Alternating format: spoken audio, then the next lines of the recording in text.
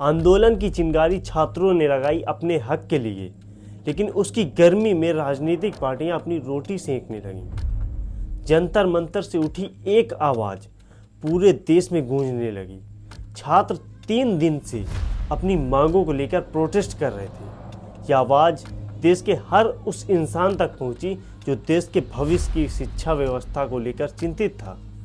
ये आवाज़ TV studio से निकलकर देश विदेश तक में इस बात की चर्चा होने लगी कि जिन छात्रों के हाथों में अपनी किताबों के साथ होना चाहिए था, वह पुलिस के सामने खड़े थे, और जो पुलिस कानून व्यवस्था संभाल रही थी वह छात्रों से उलझ रही थी। छात्रों की भीड़ इतनी ज़्यादा थी कि भीड़ में पत्थर चल रहे थे, बैरिकेड टूट रहे थे, छात्रों के ऊपर लाठियां बरसाई जा रही थी।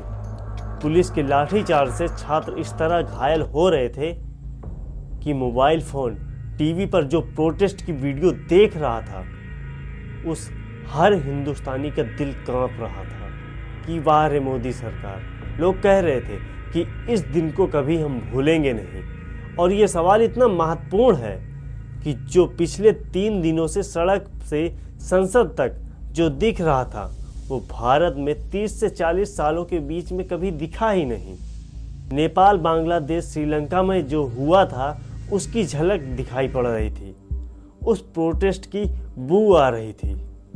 Metro, railway station, bus stand से लेकर सड़कों तक अफरा तफरी थी, और ये आवाज़ भारत के हर हिंदुस्तानी नागरिक को सुनाई और दिखाई दे रही थी, केवल एक इंसान को छोड़कर, और वो है देश के प्रधानमंत्री मोदी जी को।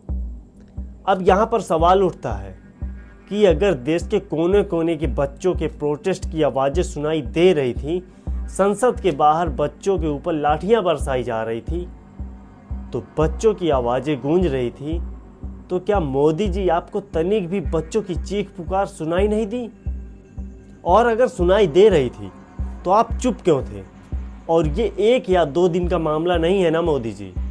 पहले जंतर मंतर के सामने अनशन हड़ताल कर रहे थे बच्चे कि बच्चों की बातों को सुना जाए, उनकी मांगों को सुना जाए, उनकी मांगों को पूरा किया जाए, जो उनके साथ गलत हो रहा है उनको ठीक किया जाए।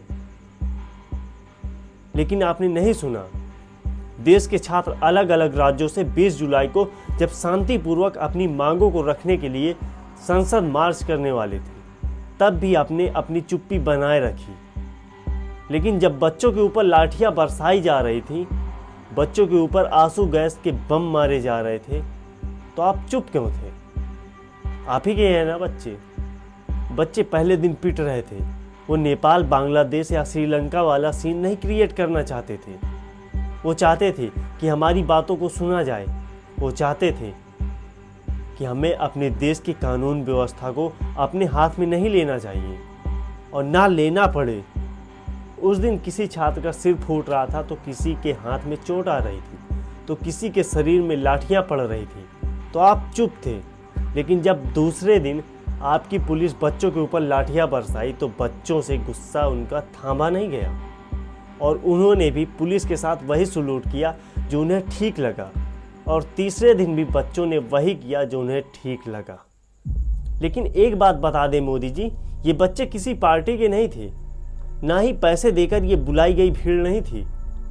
देश के प्रधानमंत्री मोदी जी से सवाल सिर्फ इतना है कि जब छात्र अपनी मांगों को लेकर सड़क पर थे, तब आपकी तरफ से एक सीधा सा संदेश क्यों नहीं आया? मोदी जी, लोकतंत्र में असहमत दुश्मनी नहीं होती, उसे सुनना सरकार की जिम्मेदारी होती है। अगर छात्रों की आवाज़ समय रहते सुन लेते और सीधा सा उत्तर दिए होते, तो आज माहौल इतना बिगड़ता नहीं। आज सवाल सिर्फ छात्रों का नहीं है, सवाल उस भरोसे का है जो हर नागरिक अपने लोकतंत्र से रखता है। देश का हर नागरिक हकदार होता है कि देश की जनता की बातों को सरकार सुने और उसका जवाब दे। लेकिन आपने अपनी चुप्पी बनाए रखी, और आपने प्रोटेस्ट के 5वें दिन एक लंबी सी पोस्ट डाली, और देर रात करीब 11 बजे आपने एक अपना वीडियो पोस्ट किया। अगर यही पोस्ट वीडियो प्रोटेस्ट के पहले किए होते तो कितना अच्छा होता। सीधे सीधे बच्चों से आप बात कर लेते, कितना अच्छा होता। ना ही बच्चों का आंदोलन भड़कता और ना ही ये नौबत आती। यहाँ पे सवाल उठता है कि क्या आपने बच्चों के इस आंदोलन के डर से आपने अपनी चुप्पी को तोड़ा है, कि क्या देश की युवा शक्ति जागने लगी थी और हालात लगातार तनावपूर्ण होने लगे थे? क्या छात्रों ने जो फिर 25 तारीख रखी थी छात्रों के संग एक महासंग्राम की, एक महायुवा शक्ति आंदोलन की, क्या आप उस आंदोलन से डर गए थे? भगवान श्री राम ने भी जब समुद्र से शांतिपूर्वक विनती की थी कि समुद्र उनको लंका तक जाने का पुल बनाने के लिए रास्ता दे, और वो नहीं माना,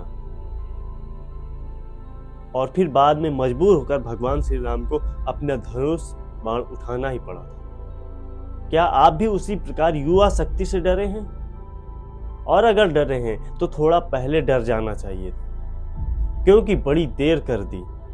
मुझे वो कहावत याद आ रही है कि जब चिड़िया चुग गई खेत तो बाद में लठ बजाने से क्या फायदा। अगर आपने पहले ही बच्चों से बात किए होते तो आज दिल्ली के जंतर मंतर की सड़कों पर शायद ये स्थिति देखने को मिलती ही ना। लेकिन एक बात बता दें मोदी जी, देश के बच्चे अभी तक मुश्किल से 20 से 30% ही आए होंगे।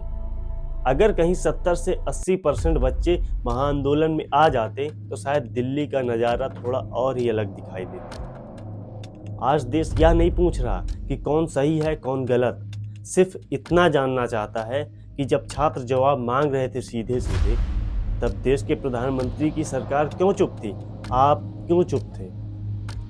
आज भी ये सवाल पूछा जा रहा है कि क्यों। मानते हैं कि आपकी नज़र में बच्चों के बीच राजनीति हो रही थी, विपक्षी राजनीति कर रहे थे। हम ये बात नहीं कहेंगे कि बच्चों के इस आंदोलन में विपक्षी अपनी राजनीति की रोटियां नहीं सेक रहे थे।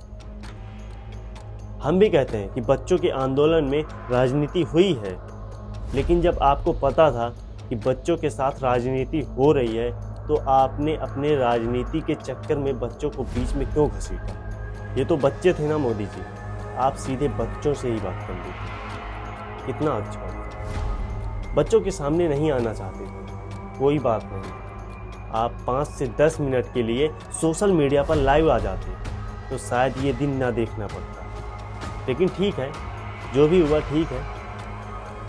कम से कम आपने प्रोटेस्ट के 5वें दिन आपने अपनी चुप्पी को तो तोड़ा, लेकिन आपने बहुत देर कर दी मोदी जी। इस बात को सोचना और समझना।